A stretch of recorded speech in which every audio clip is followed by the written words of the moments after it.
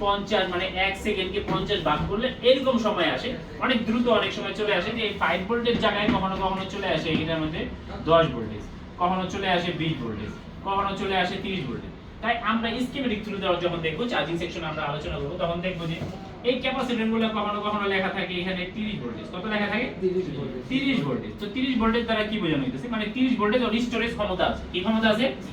Storage ক্ষমতা আছে 30 voltage. আমরা ছোটবেলায় যারা ম্যাগনেট নিয়ে খেলছি, ম্যাগনেট নিয়ে, তো ম্যাগনেট নিয়ে যদি আমরা বালির মধ্যে আছড়াই তাহলে বালি আসে সঙ্গে নাকি কিছু লোহার গুঁড়া টুড়া চলে আসে? বালি তো আসে না, ওর যে আকর্ষণীয় বস্তু সেটা চলে আসে, আর যেটা আকর্ষণ না সেটা আসে না। তো আমরা জানি আমাদের ক্যাপাসিটর মূলত কাজ করে কিসে? এটা এসিতে। কিসে কাজ করে?